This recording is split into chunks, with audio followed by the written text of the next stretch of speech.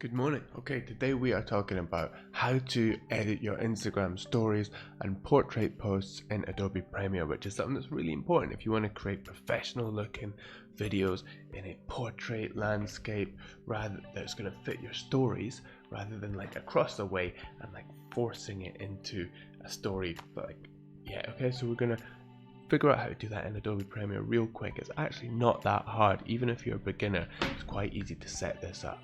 So we're going to switch over to Adobe Premiere now and take a look at this. So in Adobe Premiere, what we want to do is have a new project set up to do this, and we're going to set up some little presets so that the next time you come along and you want to make an Instagram story, it's already set up and ready for you to go. Now down here where you've got timeline, we want to just press Control N, and that's going to bring up the new sequence box for us, which is where we create our sequences and shapes for our sequences, okay, or ratios. Okay, so now you can see where I've been using these ARI sequences lately, but we're not going to be using them today. We're going to come down to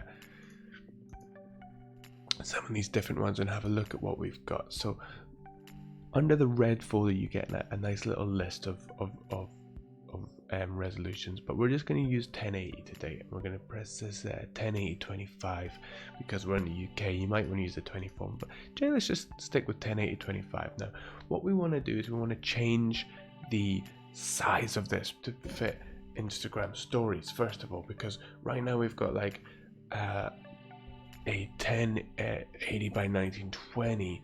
Okay, so we're gonna come across the settings here, and you can see the frame size is incorrect for us. It's gonna go 1920 across and only 1080 down, and we actually want it to be the exact opposite for Instagram stories. So we want it to be 1080 across and 19 down, and that's the kind of guided resolution to use on stories right now. So all we actually need to do here is just switch this over. So we're going to come into our frame size and we're going to switch these around. So instead of 1920, we want this one to have 1080 pixels across, and we want to have it 1920 on the way down. And now you'll see when I click out of there, we get 9 by 16. Okay, 9 by 16 is the aspect ratio for Instagram stories at the moment. So that's a win here. We're getting somewhere. So I'm going to come down and I'm going to hit excuse me, I'm going to come down and we're going to hit save preset, and I'm just going to call that Instagram story. Okay, I'm going to hit OK to save that preset. And when I come down to my sequence presets here, under custom, we should now have Instagram stories. So we can hit OK and add that to our project. Now you can see I've now got a little video box here, which is the shape of an Instagram story. We don't want it to be like this, we want it to be like this. Okay, we're going to do the same thing again. Now we're going to click down in sequences here, and we're going to hit Control N again for a new sequence, and this time we're going to make a square box for like an Instagram post or a square video. So we're going to do the same thing. We're just go down to Instagram stories here, the one we just made, and we're going to go across to settings, and we're going to make this 1080 across by 1080 down, because if it's the same length across as it is down, it makes a square. Okay, easy, simple, not too much thinking required this early in the morning. And you can see the aspect ratio is now 1:1. Okay, square basically. So we're going to save that preset as Instagram post, and we're going to hit OK, and that's going to save it another little preset into our custom bin. Okay, we're going to hit OK, and that's going to add us a square video box into our project. Now lastly, we're going to do this one more time. So come down to sequences, click in there and hit Control N to open up this window again. We're going to come across, select one of these, doesn't matter which one. We're going to hit settings. This time it's a little bit different. We want to set up that portrait post in the Instagram newsfeed. Now the reason this one is so important is because when you've got a portrait post, it takes up about 2/3 of the screen, right? But the other third is split between your logo across the top and your name and your caption across the bottom. So really when you make a portrait post in a newsfeed, it actually takes up almost the entire screen, so there's no distractions for anyone else's content to get in your way of your growth. So if you want to grow your Instagram, I would really recommend using these portrait posts. So let's just take a little look at what shape these are. So these are 1080 pixels across, and they're actually 1350 on the way down. So 1080 by 1350. And I'm gonna save this as Instagram portrait post. Okay,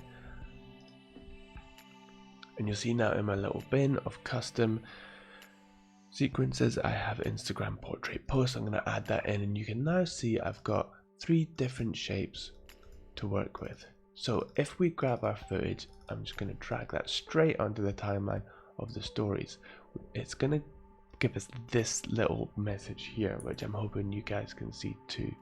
Yes, you can. Yeah, so it says this clip does not match the sequence settings.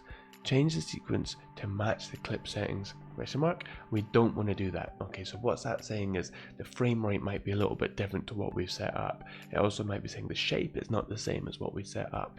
Okay, because we're adding a widescreen 16:9 into a portrait 9:16, so it's like, what is going on? So we just want to say keep existing settings, otherwise it's going to mold the sequence that we've just set up to fit the video. We don't want that, so keep existing settings. Now we have another problem. Suddenly we've got this video here, but it's got these big letterboxes top and bottom which look a bit rubbish.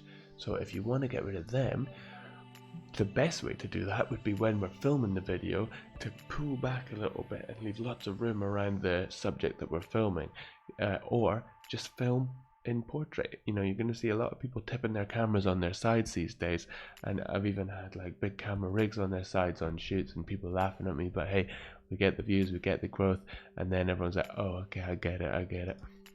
So what we're going to do is we're going to select the video clip and we're going to come across the effect controls. Okay, up along the top here. If you can't see that, you just go to your window and you're going to find effect controls. So scale is what we're looking for here. We're going to scale this up until it fills the entire screen, and there we go. Now it looks a bit punched in, doesn't it? But like I said, if you were filming for a story specifically, you might give a wider shot so that you could crop that a little bit later. Now we're going to go back to our project and we're going to come across to the portrait post, and we'll do the same thing here. And what you'll notice is that because this is a little bit wider in its aspect ratio, when you scale it up, it's not going to look as punched in, it's going to look a bit better.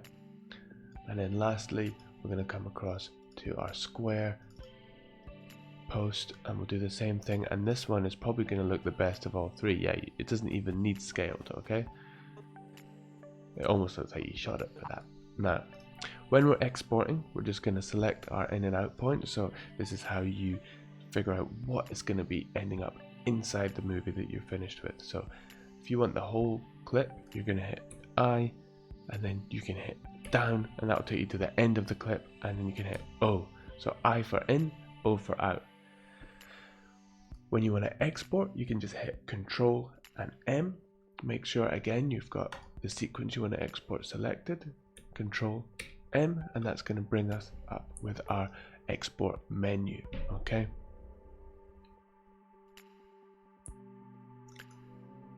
Now let me just move that to somewhere where you can see it properly. Now our export menu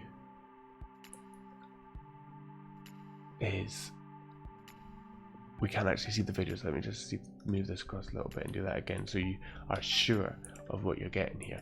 Now all we need to do on this window is make sure that the aspect ratios match what we set before. If you're using an older version of Adobe Premiere, they used to revert back. So we want to make sure we've got match source selected, match source high bitrate. Okay, otherwise it's going to export to a traditional landscape widescreen sequence. We don't want that. We want a match source, and then you can see in the video menu it's still 1080 across and it's still 1920 down. So that's it, that's great. We can just export that, and that's ready now to be uploaded to your phone and then uploaded to Instagram, or if you use something like Sprout Social, Late, or whatever, you can upload straight to that as well.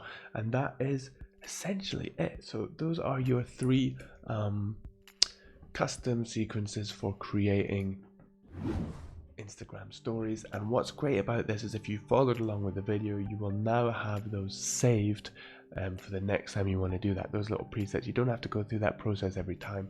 They will be saved for the next time. So I hope you enjoyed this video. This was my little impromptu live stream, because I'm trying to get more and more of these out as I master live streaming. It's not going particularly well. Live streaming is a lot to think about. What happens is, like, I get my audio right and then my video is gone, or I get my transitions right and then my audio is gone. It's really a lot of plates to spin. And I've worked on big television live broadcasts before, but they have all kinds of engineers, people for laying cables, cameramen, directors, producers.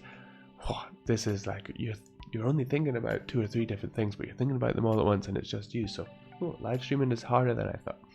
So big shout out to all those big successful live streamers on YouTube. Now, subscribe to my YouTube channel. Don't just watch and leave, because that would be rude, and I know you are not rude. So give me a little sub and comment on what video would be helpful for you. If this was a helpful video for you, if you're a social media assistant or something like that, and you want to start making Instagram stories in Premiere, then that's great. I hope this video really helps you. But whatever you want to see next, please leave me a comment and let me know, and I'm going to keep making these videos as much as I can during the week. And that is it. We will see you next time. Goodbye.